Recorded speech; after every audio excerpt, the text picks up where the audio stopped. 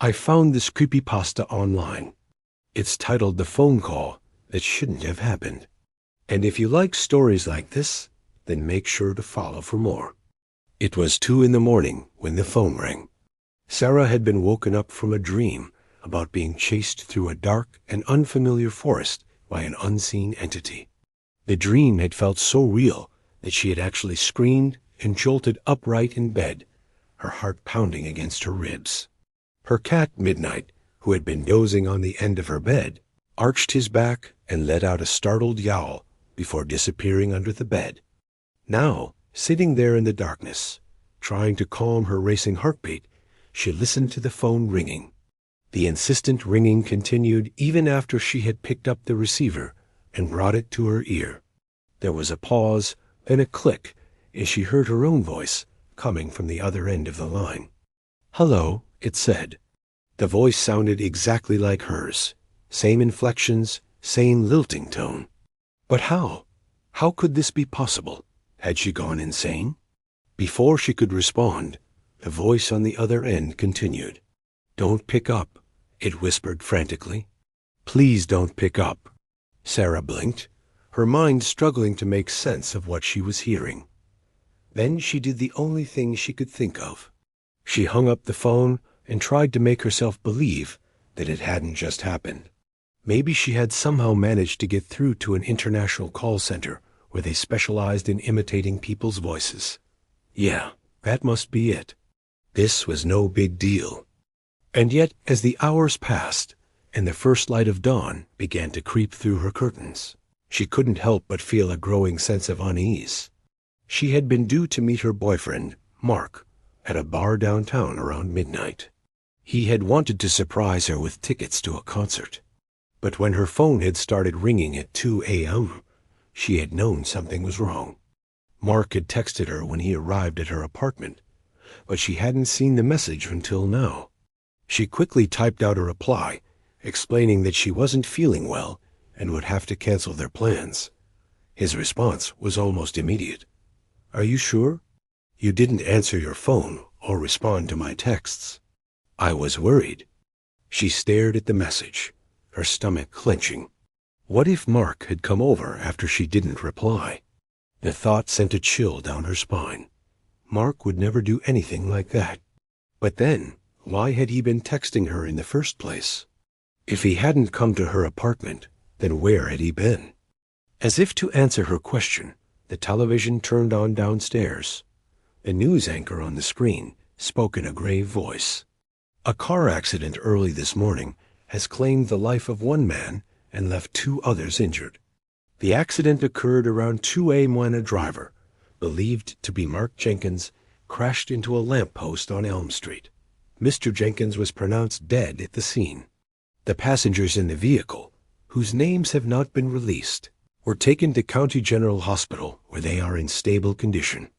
Sarah's breath hitched in her throat. Mark Jenkins. That was Mark's last name. And Elm Street was the street that ran past her apartment building. Relief flooded her, quickly followed by a wave of nausea. So the call hadn't been a mistake. She had meant to call her. But why? Why had future Sarah called her and warned her not to pick up? But maybe it wasn't future Sarah at all. Maybe it was someone who knew her, someone who had meant to harm her. Whoever it was, though, they had failed.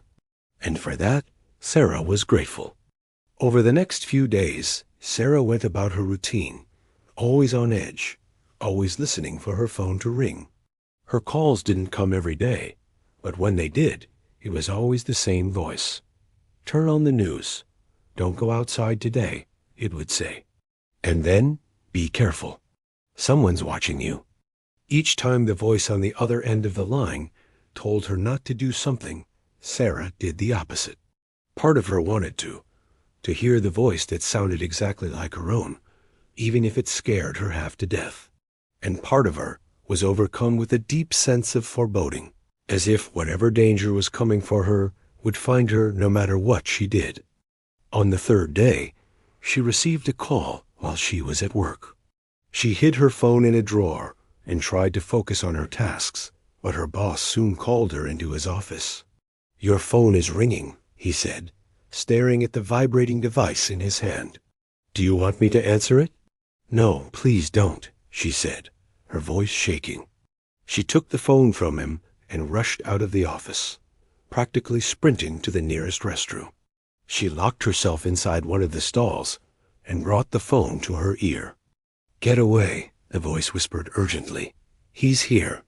"Who's here?" Sarah whispered back, her heart pounding. But before the voice could respond, the line went dead. Panic constricted her throat. Who was here? Was she in danger? Shakily, she dialed the number back, but it was disconnected. She paced the small space, wringing her hands, unable to shake the feeling that something terrible was about to happen. When she finally returned to her desk, her hands were clammy and her mind was racing. She spent the rest of the day waiting for the inevitable, racing for the next call. But it never came. Hours later, when she got home, she found a bouquet of lily on her doorstep. Lily were her favorite flower. They were also Mark's favorite. She remembered him telling her once that they reminded him of her because she had a pure heart. He had bought them for her the first time they had gone on a date.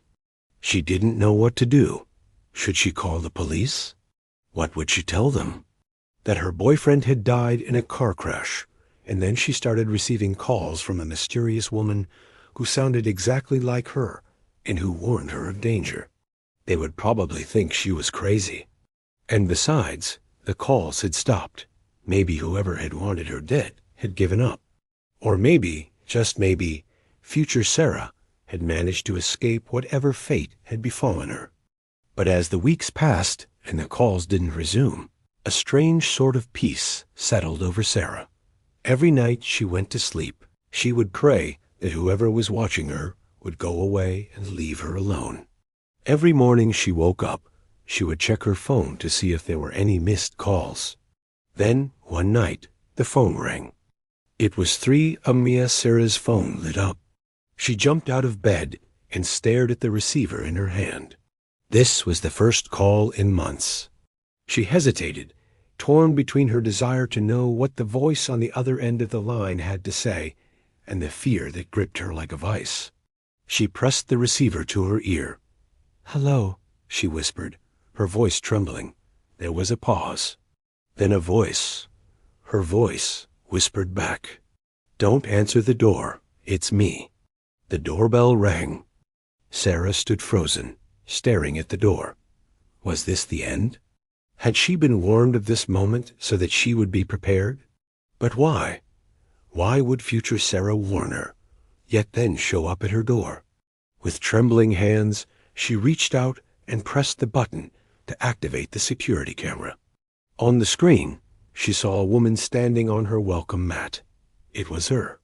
Or rather, it was supposed to be her. But something was off. The woman's face was pale and drawn, her eyes wide and vacant, like a doll's. Before Sarah could react, the screen went blank. The woman had pressed the doorbell again, and this time she was closer. Sarah could see the wild look in her eyes and the blood dripping from her mouth.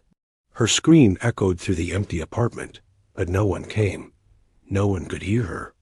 As the seconds ticked by, she could hear the woman at the door growling softly to herself. Then the sound of splintering wood. When Sarah finally reached her phone, the screen was cracked and the battery was dead. And as the first light of dawn crept through her curtains, the police found her phone beside her body, still glowing with an unanswered call.